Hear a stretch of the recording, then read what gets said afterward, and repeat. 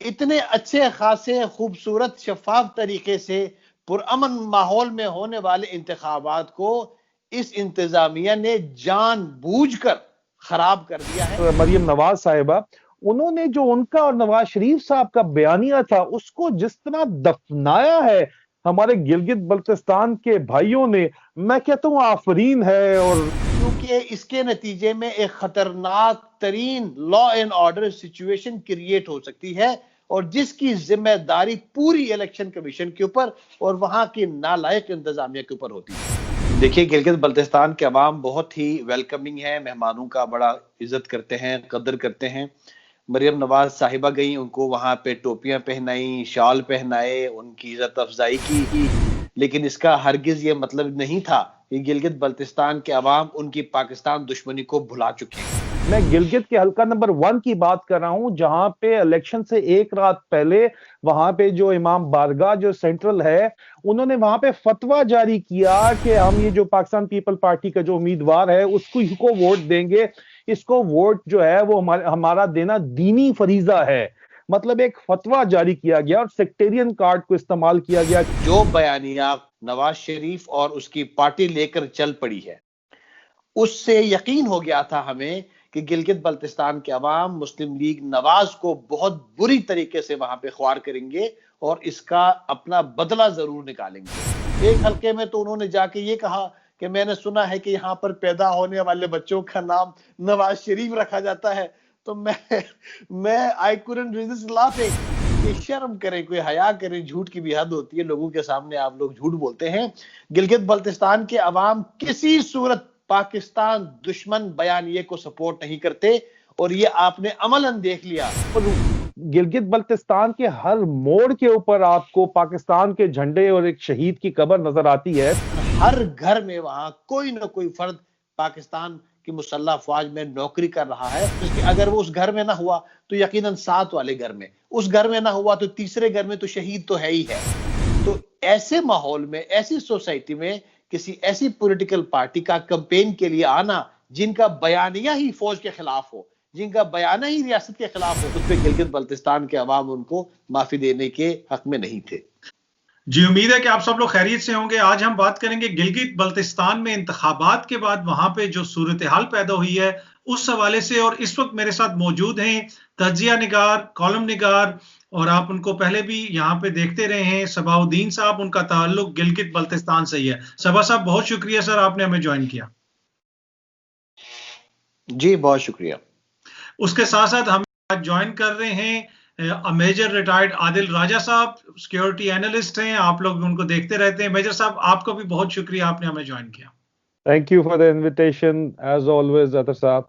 सबा साहब, आपकी तरफ मैं पहले आऊंगा। आपका ताल्लुक भी गिलगित बल्तिस्तान से है, इंतखाबात के दौरान आप वहां पे थे, आपसे हमारी बात भी हुई, और इंतखाबात से पहले आपने हमें एक पिक्चर दिखाई थी कि मेरी नजर में ये होगा, ये होगा, ये पार्टी जीतेगी, ये पार्टी हारेगी, या जो भी सूरत हाल ग्राउंड पे नजर आ रही है। तो काफी हद तक चीजें वैसे ही हुई। लेकिन अब पहला क्वेश्चन जो मैं आपसे करूंगा वो है धांधली के हवाले से, इसलिए कि इंतखाबात के बाद जो सबसे ज्यादा शोर अब पड़ रहा है, कुछ लोग यहाँ पे ये कह रहे हैं कि जी गिलगित बल्तिस्तान में धांधली हुई, हमारा मैंडेट चुराया गया। क्या इंतखाबात फ्री एंड फेयर थे या फिर उनमें धांधली हुई? जी, बहुत शुक्रिया। इन इंतखाबात का जो पस मंजर था वो पिछले तमाम इंतखाबात से कोई मुख्तलिफ नहीं था। मकसद यही था कि हम अपने रिप्रेजेंटेटिव्स को इलेक्ट करें, लेकिन इन इंतखाबात का जो पेश मंजर है या कि आने वाला फ्यूचर था इन इंतखाबात का, वो बहुत ज़्यादा अहम था, क्योंकि जो इलेक्टेड रिप्रेजेंटेटिव्स थे उन्होंने एक प्रोसेस में हिस्सा लेना था जिसके नतीजे में गिलगित बल्तिस्तान ने पाकिस्तान का एक उबूरी आईनी सूबे की हैसियत से तस्लीम होना था। लेकिन इन इंतखाबात के बारे में अब इसे लतीफ़ा कहूँ, जोक कहूँ या मजाक कहूँ, क्या कहूँ, देखिए, हल्का नंबर 2 इलेक्शन हुए, पोलिंग हुई, बहुत अच्छा टर्नआउट हुआ और फिर नतीजे की सूरत में एक उम्मीदवार को कामयाब डिक्लेयर किया गया। फिर अगली सुबह दोबारा काउंटिंग हुई, फिर दूसरे उम्मीदवार को कामयाब बताया गया। उसके बाद दोबारा काउंटिंग हुई, फिर पता चला कि नहीं, जो पहली दफा उम्मीदवार डिक्लेयर था वही कामयाब है। फिर चौथी काउंटिंग हुई, और फिर ऐसी काउंटिंग हुई कि 12 घंटे, 24 घंटे, 48 घंटे, 72 घंटे वो काउंटिंग खत्म ही नहीं हो रही।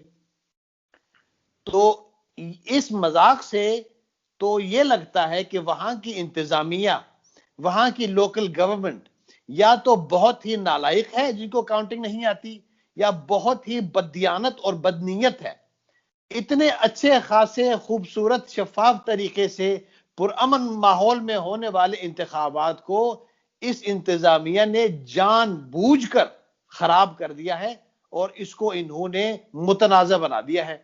और मुझे यह डर है कि जो सूरत हाल वहां पे पैदा हुई है गिलगित शहर में, और गिलगित शहर का मतलब है कि इसके असरात पूरे गिलगित बल्तिस्तान के ऊपर होंगे, उससे तो मुझे खुदा ना खास्ता ये लग रहा है कि अभी इलेक्शन कमीशन को किसी एक उम्मीदवार को कामयाब डिक्लेयर करना मुमकिन ही नहीं रहा, क्योंकि इसके नतीजे में एक खतरनाक तरीन law and order situation create हो सकती है, और जिसकी जिम्मेदारी पूरी इलेक्शन कमीशन के ऊपर और वहां की नालायक इंतजामिया के ऊपर होती है। तो बजाहिर नजर आने वाले शफाफ इलेक्शंस बहुत गलत तरीके से मुतनाज़ा बना दिए गए हैं, जिसका मुझे बहुत अफसोस है। और ये गिलगित बल्तिस्तान के अवाम जो पाकिस्तान के मुहिब हैं, पाकिस्तान के लिए जान देने वाले हैं, इतना गिला जरूर करेंगे कि हमारे ऊपर आपने ऐसी ब्यूरोक्रेसी को मुसल्लत कर दिया, ऐसे लोगों को मुसल्लत कर दिया जिनको गिनती ही नहीं आती। ठीक। अच्छा मेजर साहब, जिस तरह सबा साहब ने कहा कि इंतखाबात ओवरऑल उसमें धांधली नजर नहीं आई, लेकिन एक हलके को लेके वहां पे कोई तनाजा पैदा हुआ है। लेकिन अगर हम देखें इंतखाबात में धांधली का नारा तो अमेरिका जैसे मुल्क में भी हमें अब नजर आ रहा है। अब अगर कोई बंदा अपनी हार मानने के लिए तैयार नहीं है, समझते हैं कि बिलावल भुट्टो साहब जो सबसे ज्यादा शोर मचा रहे हैं, वहां पे उन्होंने एक कैंपेन भी चलाई, उनका दिल था कि उनकी जमात जीते, माजी में भी उनकी जमात जीती रही, तो उनको बड़े दिल का मुजाहरा करना चाहिए, अपनी शिकस्त कबूल करनी चाहिए, या फिर आप ये समझते हैं कि नहीं उनका मैंडेट वहां पे चुराया गया? देखिए अतर साहब, जो सबाउद्दीन साहब ने बात की उसकी हकीकत तो उनकी बातों के अंदर जो क्योंकि ये खुद मौजूद थे वहां पे इलेक्शन के दौरान, और जो ये गिला कर रहे हैं, ये गिला तो बहुत जायज है, और उस गिले की वजह हमें देखनी होगी। और वजह ये है कि मेहदी शाह साहब जो पाकिस्तान पीपल्स पार्टी के वहां पे वजीर आला रहे, और जिनकी इस्लामाबाद में इस वक्त बेतहाशा प्रॉपर्टीज, उनके जो चीफ मिनिस्टरशिप का जो टेन्योर है उस दौरान उनके नाम पे, उनके रिश्तेदारों के नाम पे बेतहाशा प्रॉपर्टीज इस्लामाबाद के पॉश सेक्टर्स में बनी। और उसके साथ साथ इन्होंने ऐसे लोगों को, नाअहल लोगों को, जो लोकल एडमिनिस्ट्रेशन, डिस्ट्रिक्ट एडमिनिस्ट्रेशन है वहां पे लगाया कि मेरठ का खुले आम कत्लेआम किया गया, खुल्लम खुल्ला कत्लेआम किया गया। जो जहां से सबाउद्दीन साहब ताल्लुक रखते हैं, ये मेरी बात से सहमत होंगे कि वहां पे एक लड़का जिसको असिस्टेंट कमिश्नर भी नहीं लगना चाहिए था, उसको कमिश्नर लगा दिया गया डिस्ट्रिक्ट का, हुंजा नगर का। उसके अलावा आप देखें कि वहां पे जो मेरठ है, उसको मेरठ का खुल्लम खुल्ला जो ये पॉलिटिकल इन्फ्लुएंस यूज किया, ये उसी वजह से ये जो इस वक्त आपको वहां पे खराबियां नजर आ रही हैं, ये खराबियां हुई और ये पैदा की गई। क्योंकि देखें एक हिस्ट्री है अतर साहब, वहां पे गिलगित बल्तिस्तान के लोग हमेशा जो फेडरेशन में जिसकी गवर्नमेंट होती है, और यही हमने एनालिसिस दिया था, सबाउद्दीन साहब ने भी यही दिया था, मैंने भी इसी के ऊपर ये बात की थी कि पीटीआई और आजाद उम्मीदवार मिलकर यहां पे गवर्नमेंट बनाएंगे, और वही होता नजर आ रहा था। और ये बात पीपीपी वालों को पता थी पहले से, और पीपीपी वाले ने प्लान करके यहां पे खराबी पैदा की, और इसके साथ उन्होंने सेक्टेरियन कार्ड इस्तेमाल किया। ये हल्का नंबर 2 की बात कर रहे हैं, मैं गिलगित के हल्का नंबर 1 की बात कर रहा हूं, जहां पे इलेक्शन से एक रात पहले वहां पे जो इमाम बारगाह जो सेंट्रल है, उस पे मैंने आपको एक वीडियो क्लिप भेजी थी अतर साहब, वो आप देख लें, अगर आप चलाना चाहें तो चला दें। उन्होंने वहां पे फतवा जारी किया कि हम ये जो पाकिस्तान पीपल पार्टी का जो उम्मीदवार है उसको वोट देंगे, इसको वोट जो है वो हमारा देना दीनी फरीजा है। मतलब एक फतवा जारी किया गया और सेक्टेरियन कार्ड को इस्तेमाल किया गया, क्योंकि पीपीपी का जो सिंध के अंदर जो है वो सेक्टेरियन कार्ड वहां पे भी खेलती है, उन्होंने वही कार्ड यहां पे इस्तेमाल किया। और उसके बाद जो सबसे बड़ा गिला किया कि मेरा इलेक्शन बेबी बिलावल ने कहा चोरी हो गया है, वो इन्होंने यही गिला किया। तो ये प्लान तरीके से रिगिंग की गई। और जी हाँ, अगर इस हालात को कंट्रोल नहीं किया गया तो सबाउद्दीन साहब ने बिल्कुल ठीक कहा, ये हालात मजीद खराब हो सकते हैं। लेकिन इसके साथ साथ अतर साहब, मैं ये बात करना जरूरी समझूंगा कि वहां पे जो टिकटॉक गर्ल जो गई हुई थी, मरियम नवाज साहिबा, उन्होंने जो उनका और नवाज शरीफ साहब का बयानिया था उसको जिस तरह दफनाया है हमारे गिलगित बल्तिस्तान के भाइयों ने, मैं कहता हूँ आफरीन है। और मतलब कि जितनी तारीफ की जाए वो कम है। जी, मैं इसी हवाले से सबाउद्दीन साहब से पूछूंगा। सबा साहब, जब इंतखाबात से पहले मेरी आपसे बात हुई थी, आपसे मैंने पूछा था कौन सी जमात वहां पे जीतेगी। आपने आजाद उम्मीदवारों का जिक्र किया, आपने पीपल्स पार्टी का जिक्र किया, पीटीआई का जिक्र किया। जब मैंने मुस्लिम लीग नून का आपसे पूछा तो आपके एग्जैक्ट वर्ड्स थे कि मुस्लिम लीग नून तो गई, उसको तो आप जिक्र ही ना करें। मतलब वो क्यों आपने कहा था कि मुस्लिम लीग नून क्यों गई, उसको क्यों लोगों ने रिजेक्ट किया, मरियम नवाज साहिबा को? देखिए, गिलगित बल्तिस्तान के अवाम बहुत ही वेलकमिंग है, मेहमानों का बड़ा इज्जत करते हैं, कदर करते हैं। मरियम नवाज साहिबा गई, उनको वहां पे टोपियां पहनाई, शाल पहनाए, उनकी इज्जत अफजाई की। लेकिन इसका हरगिज ये मतलब नहीं था कि गिलगित बल्तिस्तान के अवाम उनकी पाकिस्तान दुश्मनी को भुला चुके हैं। वो हमारी रिवायत थी और दूसरी तरफ मुल्क के साथ हमारी वफादारी है। देखिए, जो बयानिया कौमी लेवल पर नवाज शरीफ और उसकी पार्टी लेकर चल पड़ी है, और उसकी पूरी पार्टी भी नहीं, सिर्फ नवाज शरीफ के जो लाइक माइंडेड फॉलोअर्स हैं, वो, उससे यकीन हो गया था हमें कि गिलगित बल्तिस्तान के अवाम मुस्लिम लीग नवाज को बहुत बुरी तरीके से वहां पे ख्वार करेंगे और इसका अपना बदला जरूर निकालेंगे। लेकिन शायद या तो गलत फहमी थी मरियम साहिबा को, या कोई बहुत बड़ी खुश फहमी थी, और दोनों सूरतों में उनको हजीमत उठाना पड़ी। और मैं हंसता था उनकी तकारीर वहां सुन के। एक हल्के में तो उन्होंने जाके ये कहा कि मैंने सुना है कि यहाँ पर पैदा होने वाले बच्चों का नाम नवाज शरीफ रखा जाता है। तो मैं आई कुडंट रेजिस्ट लाफिंग कि शर्म करें, कोई हया करें, झूठ की भी हद होती है, लोगों के सामने आप लोग झूठ बोलते हैं। गिलगित बल्तिस्तान के अवाम किसी सूरत पाकिस्तान दुश्मन बयानिए को सपोर्ट नहीं करते, और ये आपने अमलन देख लिया कि मुस्लिम लीग नवाज वाइप आउट हो गई। और ये आइंदा भी इनके साथ यही होगा। और जो कोई पार्टी, जैसी पार्टी है जिसका बयानिया पाकिस्तान के खिलाफ होगा, उसके साथ यकीनन यही होगा। अच्छा सबा साहब, आपसे ही मैं एक और क्वेश्चन करूंगा कि एक तो पाकिस्तान मुखालिफ बयानियां है, दूसरा ये है कि बिलावल साहब वहां पे गए, बिलावल साहब ने रिसोर्सेज भी यूज की, बड़ी बड़ी गाड़ियों में वो गए। अब जो ये गिलगित बल्तिस्तान का इलाका है, उसके दूर दराज के इलाके ऐसे इलाके भी हैं कि वहां पे अगर 10 गांव के लोग मिल के सारी जिंदगी काम भी करें तो वो बिलावल साहब ने जो घड़ी पहनी होगी या मरियम साहिबा ने जो कोट पहना होगा वो नहीं खरीद सकते। गाड़ी तो दूर की बात है जिन गाड़ियों में वो लोग घूम रहे हैं। तो क्या ये लोग रिलेट कर सकते हैं, ये जो चाहे बिलावल साहब हों या मरियम साहिबा हों, उन लोगों के साथ जहां जिनकी जिंदगी इतनी मुश्किल है, जिनके हालात इतने तंग हैं, और यहां से ये शहजादे और शहजादियों की तरह गए महंगे महंगे कपड़े पहने हुए, महंगी महंगी गाड़ियों में।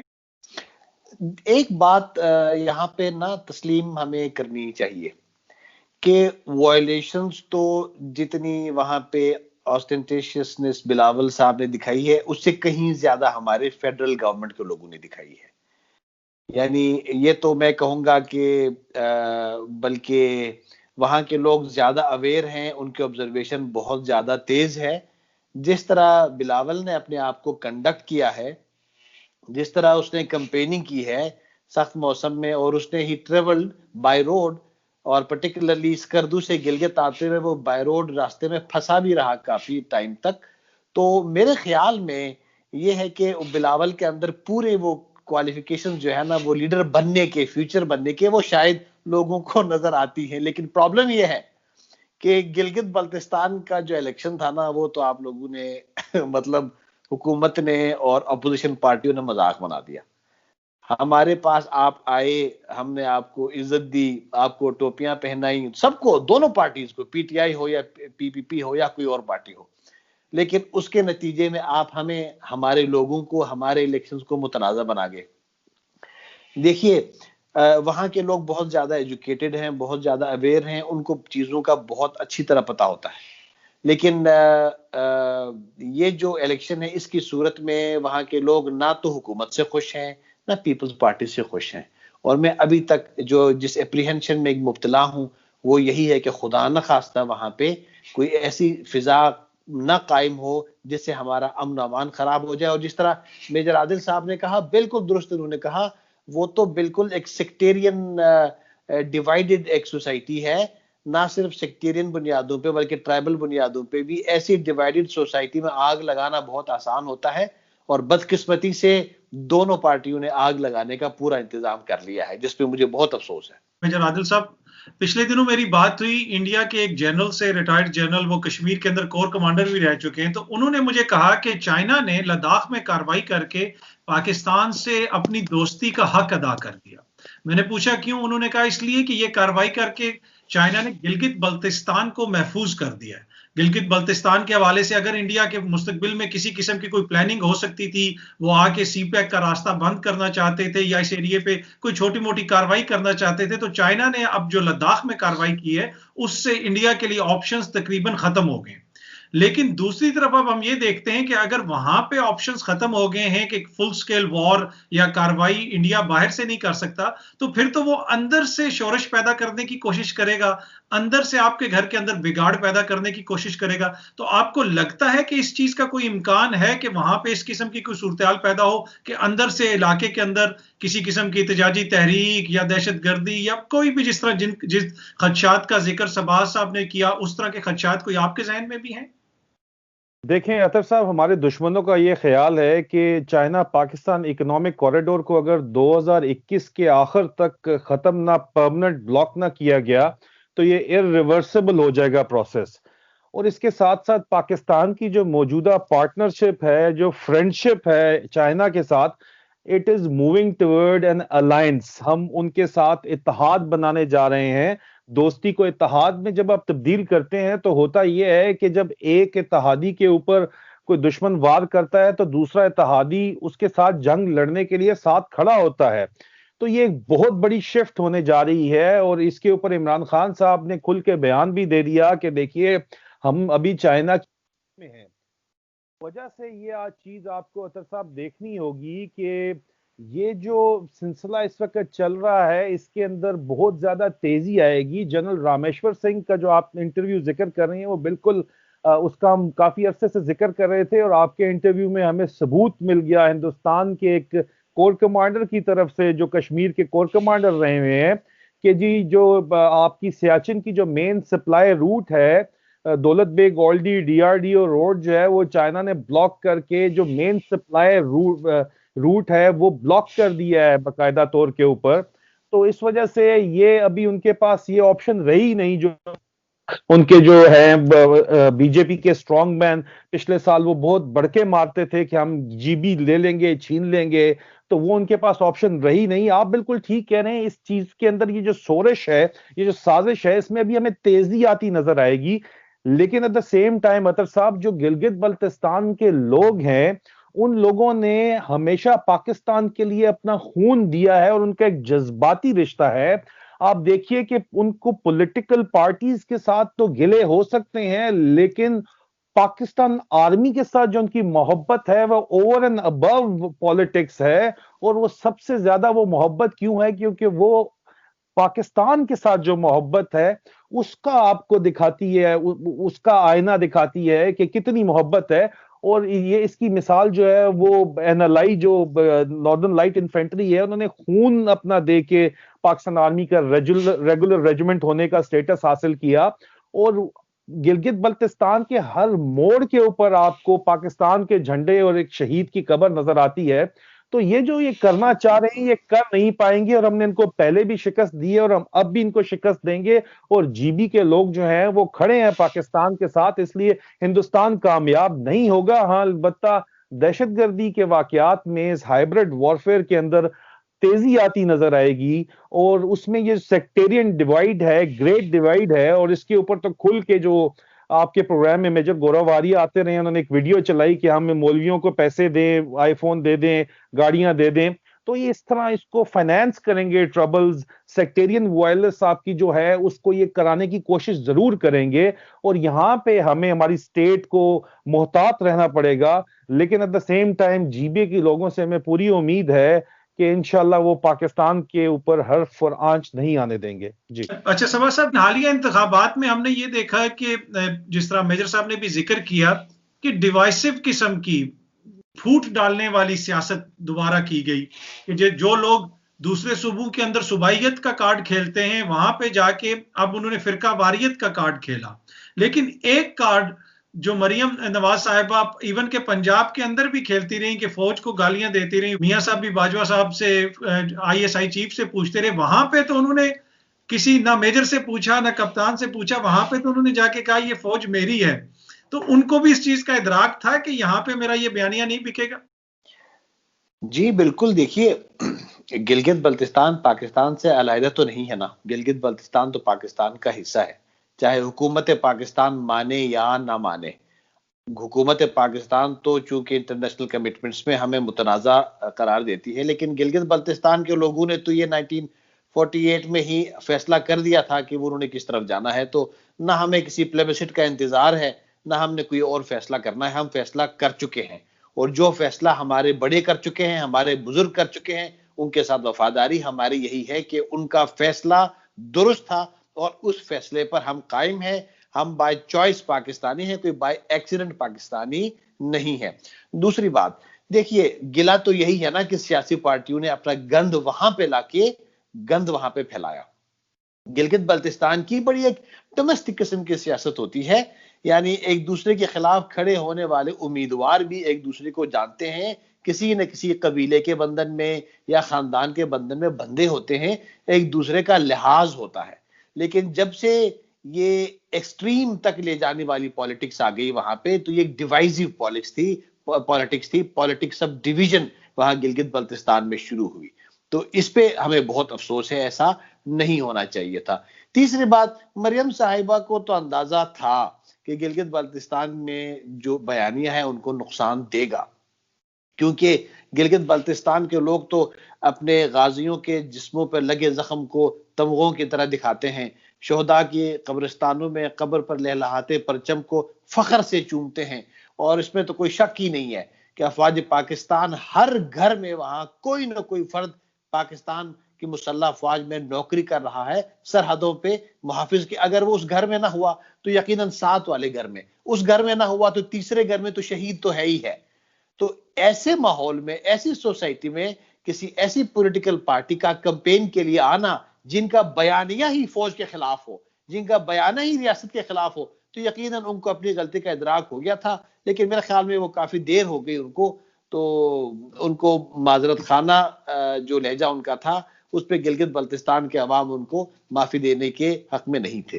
तो एक आधे हल्के में जो तनाजा है, उस तनाजे को साइड पे रखते हुए वहां पे उनकी मकबूलियत इमरान खान की मरियम या बिलावल से ज्यादा है या कोई धांधली हुई है? एक हल्के को निकाल के ओवरऑल मैं आपसे पूछना चाहता हूं। अच्छा, इस पे मेरी जो राय है वो यही होगी कि इस इलेक्शन के रिजल्ट में सबसे ज्यादा वोट जिस पार्टी को कास्ट हुए हैं वही जाहिर है जो है विनर होगी। हमारी डेमोक्रेसी एक अजीब डेमोक्रेसी है। अगर किसी हलके में 6 उम्मीदवार खड़े हैं और उन 6 उम्मीदवारों को अलग अलग वोट पड़े हैं और उनमें से एक जीत जाता है, इसका मतलब ये हुआ कि जो 5 उम्मीदवारों को वोट पड़े हैं वो डिस्कार्ड हो गए, यानी जो एक उम्मीदवार के अगेंस्ट वोट पड़े हैं वो शुमार नहीं होते, जो हक में थोड़े से ज्यादा होंगे तो वो शुमार होते हैं। मेरे ख्याल में पॉपुलर वोट देखना पड़ेगा, और मुझे अभी तक कैलकुलेशन मेरी इल्म में नहीं है कि वो पॉपुलर वोट पीटीआई को मिला या पीपीपी को मिला। लेकिन हैविंग सेड दैट, देखिए इमरान खान के साथ बड़ी उम्मीदें वाबस्ता हैं, पूरी पाकिस्तान की उम्मीदें, गिलगित बल्तिस्तान के लोगों की शामिल। तो उन उम्मीदों की वजह से यकीनन लोग इमरान खान की तरफ देखते हैं, और मेरा ख्याल है कि इमरान खान की मकबूलियत की भी यही वजह है कि लोगों की उम्मीदें हैं। जिस दिन उम्मीद खत्म हो जाएगी वो मकबूलियत भी नहीं रहेगी। अच्छा मेजर साहब, आपसे मैं आखिरी क्वेश्चन करूंगा। अब आने वाले दिनों में आप क्या सूरत हाल देख रहे हैं गिलगित बल्तिस्तान में? एक तो सिक्योरिटी के तनाजुर में और दूसरा ये कि इस तरह अगर इंतखाबात को वहां पे मुतनाज़ा बनाया जाएगा तो ओवरऑल जो पाकिस्तान का एक मुकदमा है कश्मीर के हवाले से, इसलिए कि हम माने या ना माने गिलगित बल्तिस्तान भी उन रेजोल्यूशंस का हिस्सा है जो कौम मुत्तहिदा में है, आलमी बरादरी की नजर होती है इस रीजन में। जब वहां पे जाके हमारे मुल्क के अपने रहनुमा कहें कि यहाँ पे तो इलेक्शन फ्री एंड फेयर नहीं है, यहाँ पे फौज साजिशें कर रही है, तो इंटरनेशनली फिर हमारे इमेज को तो डैमेज होगा, हमारे मुकदमे को तो नुकसान पहुंचेगा। क्यों मेजर साहब? देखिए अतर साहब, आपने इस इंटरव्यू के शुरू में ये बात की थी कि जहां तक ये इलेक्शंस को मुतनाज़ा बनाने की बात है, तो वो तो प्रेसिडेंट ट्रंप ने कितने ज्यादा बयान दिए। अमेरिका में अगर इस तरह के मसले चल रहे हैं तो हमारे पॉलिटिशियंस और जो ये बिलावल भुट्टो और नून लीग का तो खैर कोई जिक्र ही नहीं है, क्योंकि उनको तो गिलगित बल्तिस्तान वालों ने दफन कर दिया। हाँ, इंटरनेशनल फोरम्स के ऊपर अगर आप बात करें तो कंट्रोवर्सी जरूर क्रिएट होगी, लेकिन इसका खातर फर्क कोई नहीं पड़ना, क्योंकि गिलगित बल्तिस्तान में आज भी अगर रेफरेंडम कराया जाए तो सबाउद्दीन साहब यहाँ बैठे हुए हैं, मेरे ख्याल में 70 से 80% लोग जो हैं इसको सूबा पाकिस्तान का बनाने के हक में वोट देंगे एक रेफरेंडम के तहत। और इसी वजह से ये जो इंटरनेशनल इम्प्लीकेशंस हैं कश्मीर के साथ, जो कश्मीरी चाहते हैं कि जीबी को अपना हिस्सा रखे, लेकिन जीबी की अपनी एक आजाद हैसियत है और जीबी के लोग चाहते हैं कि पाकिस्तान का सूबा बने, और इस पर रेफरेंडम भी अगर हो जाए तो 70 से 80% मैंने आपको कहा है कि लोग जो हैं वो इसको सूबा बनाने के हक में होंगे। तो अगर इंटरनेशनल फोरम्स के ऊपर जो प्रॉब्लम है उसी को देखते हुए प्राइम मिनिस्टर ने वहां ऐलान किया कि हम आपको प्रोविजनल प्रोविंस का स्टेटस दे रहे हैं। तो अबूरी सूबा भी अगर बनाया जाता है तब भी है तो वो सूबा, उनको वो तमाम राइट्स मिलने चाहिए, नेशनल फाइनेंस कमीशन के अंदर उनका शेयर होना चाहिए, और गिलगित बल्तिस्तान के अंदर तभी डेवलपमेंट फंड्स जाएंगे और चाइना पाकिस्तान इकोनॉमिक कॉरिडोर का जो फायदा है उनको उसी सूरत में होगा। और मुस्तकबिल में अतर साहब ये सिर्फ मेरे ख्याल में टेम्परेरी एक प्रॉब्लम है जिसको इंडिया फाइनेंस कर रहा है through hybrid war and media war, info Wars. आगे चल के आप देखेंगे कि गिलगित बल्तिस्तान की इकोनॉमी का एक बहुत बड़ा हिस्सा वहां की टूरिज्म है, और पूरी दुनिया के टूरिस्ट और पाकिस्तान के टूरिस्ट वहां पे जाते हैं, और वहां की इकोनॉमी के अंदर जो जो चाइना पाकिस्तान इकोनॉमिक कॉरिडोर आगे बढ़ेगा वो उसको शामिल करके और टूरिज्म की इकोनॉमी को शामिल करके वहां के हालात बेहतर होंगे। और जिस भी जगह की इकोनॉमी बेहतर होती है वहां पे खुद ब खुद बहुत से मसले मसाइल हल हो जाते हैं। तो हमें नहीं लगता कि गिलगित बल्तिस्तान में किसी भी किस्म का कोई मेजर क्राइसिस खड़ा हो सकता है। हाँ, सेक्रेटेरियन इशू जो है जिसके ऊपर मैंने अपने इंटरव्यू में 12 बात की आपके साथ, जो खास तौर पे गिलगित जो हल्का नंबर 1 है उसके अंदर जो ये इन्होंने इशू क्रिएट किया, इस इशू को लेके गिलगित के अंदर आपको सेक्टेरियन इशू का बहुत खास इसको डेलिकेटली हैंडल करना पड़ेगा और इसका ख्याल करना पड़ेगा, और लोगों की जो शिकायत हैं उनको दूर करना पड़ेगा, ताकि ये जो सेक्टेरियन डिवाइड है इसको मिसयूज ना करे हमारा दुश्मन हिंदुस्तान, जो इस वक्त बिल्कुल फोकस करके बैठा है, क्योंकि फिजिकल तो कुछ कर नहीं सकता तो अंदर से ही सोरश फैलाना चाहता है। और मैंने आपको कहा कि 70-80% लोग तो जो 20-25% लोग जो इस वक्त नेशनलिस्ट लोग हैं, वो जाहिरी बात है वो उनको खिलौना बना सकता है हमारा दुश्मन अपने हाथों में। तो इस चीज का हमें खास तौर पे ध्यान रखना होगा, इसलिए we got to tread very careful in this particular case. बहुत शुक्रिया सबाउद्दीन साहब आपका और मेजर आदिल राजा साहब आपका। बहुत शुक्रिया।